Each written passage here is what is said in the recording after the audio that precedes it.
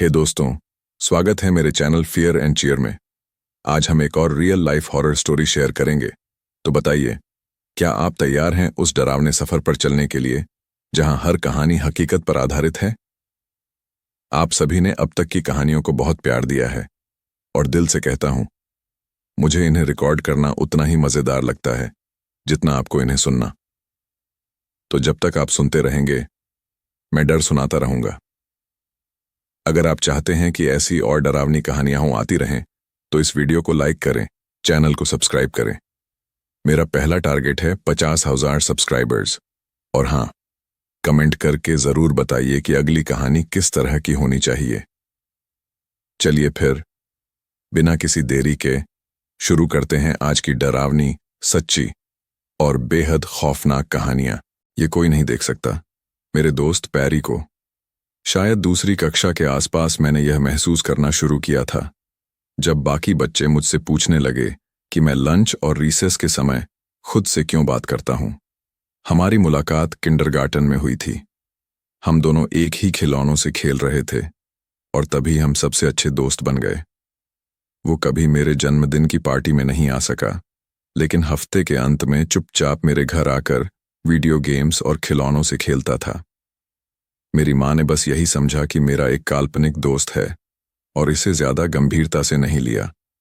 लेकिन पैरी काल्पनिक नहीं था। सिर्फ इसलिए कि तुम उसे नहीं देख सकते, इसका मतलब ये नहीं कि वो वहां नहीं था। दूसरी कक्षा ही रही होगी। हाँ, क्योंकि तब मुझे पहली बार लगा कि वह बाकी बच्चों से बहुत अलग है। पैरी की आंखें हमारे जैसी नहीं थीं। उसकी पुतलियां बकरी की तरह थीं। उसकी त्वचा बर्फ जैसी सफेद थी और बाल सुनहरे नहीं, बल्कि चमकीले पीले। मैं धीरे धीरे यह भी समझने लगा कि वह इंसान जैसा नहीं है। पैरी कभी कुछ खाता नहीं था, न सोता था, न ही कभी बाथरूम जाता था। मैंने कभी उसके माता पिता को नहीं देखा और उसने भी कभी उनका जिक्र नहीं किया। रात में मैं कई बार उठता और उसे बस मुझे घूरते हुए देखता, वहीं लेटा हुआ। साल के अंत तक, यानी दूसरी कक्षा के आखिरी महीनों में, मैंने पैरी से कह दिया कि अब वो मेरे घर नहीं आ सकता और अब से हमें उसके घर पर ही खेलना होगा। उसे ये बात पसंद नहीं आई, लेकिन उसने मेरी बात को नजरअंदाज करते हुए हर रोज स्कूल के बाद मेरे घर आना जारी रखा। मैंने उसे इग्नोर करने की कोशिश की, लेकिन इससे वो और गुस्से में आ गया। उसने मेरे घर और स्कूल में परेशानियां फैलानी शुरू कर दी और इसकी वजह से मैं काफी मुसीबत में पड़ गया। धीरे धीरे पैरी कुछ और ही बनता गया, कुछ ऐसा जिसे मैं कभी नहीं भूल पाऊंगा। दूसरी कक्षा की गर्मियों की छुट्टियों में पैरी ने अपना असली रूप दिखाया। अब वह इंसानी बच्चे की तरह नहीं दिखता था, बल्कि एक अजीब सफेद बकरी मानव जैसा लगता था। मैंने अपने माता पिता से मदद की गुहार लगाई।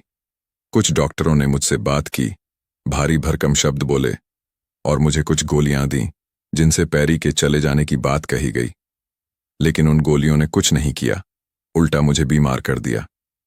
तभी मेरी मौसी ने किसी का जिक्र किया, किसी ऐसे व्यक्ति का जिसने सच में मेरी मदद की। आज तक मुझे नहीं पता वो आदमी कौन था या उसने असल में क्या किया। बस इतना जानता हूं कि पैरी उसे बिल्कुल पसंद नहीं करता था। तीसरी कक्षा शुरू होने से ठीक पहले उस अजनबी आदमी ने मुझे पैरी से छुटकारा दिलाया। उसने कुछ मंत्र बोले, मुझ पर पानी छिड़का और बस पैरी चला गया। लेकिन आज रात तक ही, इन सब घटनाओं को कई साल हो गए हैं और अब तक सब ठीक था। आज स्कूल से थक कर आया, टीवी देखा और सो गया, लेकिन किसी चीज ने मुझे जगा दिया। जब मैंने आंखें खोलीं तो देखा वो वहीं था, मुझे घूरता हुआ। वो बस चुपचाप लेटा हुआ था, मुस्कुरा रहा था और मेरी रूह कांप उठी। वो अभी भी वहीं है, मुझे घूरते हुए, जबकि मैं ये सब टाइप कर रहा हूं। वो वापस आ गया है। दूसरी कहानी, जिस प्राणी को वे लोग बार्थोलोम्यू कहते थे, वह बहुत छोटा था। काले फूंसीदार बालों की उलझी हुई एक गांठ जो जैसे रोशनी को निगल जाती थी। उसकी चाल में एक अजीब सी लचक थी, एक रेंगती हुई हरकत जो किसी सामान्य कुत्ते जैसी नहीं लगती थी। लेकिन जो चीज वाकई रोंगटे खड़े कर देती थी, वह थीं उसकी आंखें। वे लाल थीं, मगर न अंगारों जैसी, न ढलते सूरज जैसी। वे वैसी थीं जैसे ताजा बहा खून या कच्चे मांस की चमक, जैसे किसी प्राचीन, भूखे भयावह अस्तित्व की झलक।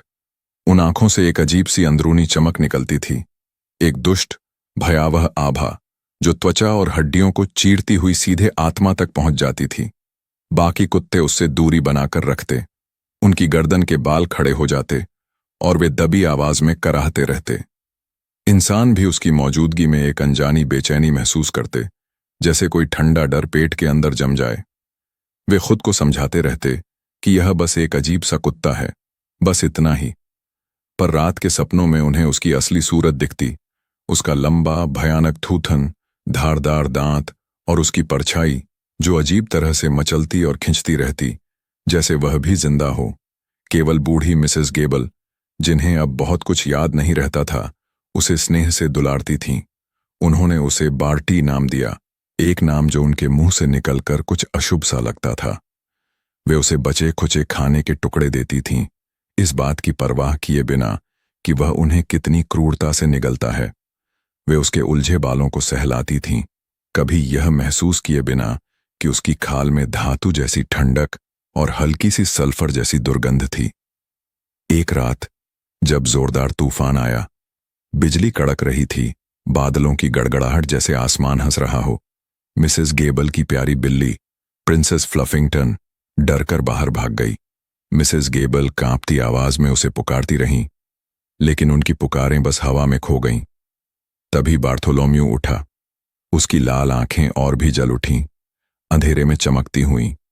लेकिन वह कुत्ते जैसी उत्सुकता से नहीं चला, वह किसी शिकारी की तरह चला, जैसे किसी गहरी अदृश्य गंध का पीछा कर रहा हो। वह सूंघ रहा था, सिर्फ बिल्ली की नहीं, कुछ और, कुछ गहरा और बहुत अंधेरा। उसे प्रिंसेस फ्लफिंगटन एक पुराने नाले के पास मिली, कांपती हुई, भीगी, डरी हुई। लेकिन बार्थोलोम्यू उसके पास दोस्त की तरह नहीं गया। उसने उसे सहलाया नहीं, उसने उसे सिर्फ घूरा। उसकी आंखों में कोई अजीब सी गहराई थी। उसके गले से जो गुर्राहट निकली वह कुत्ते जैसी नहीं थी, वह कुछ प्राचीन राक्षसी थी। बिल्ली डर के मारे जड़ हो गई। और तभी उसने देखा, बार्थोलोम्यू बदलने लगा। उसके काले बाल पीछे हटने लगे और नीचे से एक चिकनी पत्थर जैसी काली चमड़ी बाहर आने लगी। उसका थूथन लंबा होता गया और उसकी मुंह में दांतों की कई परतें निकल आईं, सुई जैसी नुकीली, डरावनी। उसकी आंखों में अब तूफान नहीं था, वहां कोई नरक की आग थी। वह कुत्ता नहीं था, वह कुछ और था, ऐसा कुछ जिसने सिर्फ कुत्ते की खाल ओढ़ रखी थी। वह अब तक चुपचाप इंतजार कर रहा था अपने सही समय का, और अब तूफान की रात में उसका असली रूप सामने आ गया था। मिसेस गेबल को फिर कभी अपनी बिल्ली नहीं मिली, और बार्थोलोम्यू या जो भी वह था वापस उनके बरामदे में लौट आया। उसकी लाल आंखों में अब और भी गहरी भयावह भूख थी। तूफान चलता रहा और अंधेरे में जैसे पूरी दुनिया चुपचाप एक प्रार्थना कर रही थी, उस चीज से बचने की जो उनके बीच आ चुकी थी, उस चीज से जिसे उन्होंने अब तक कुत्ता समझा था।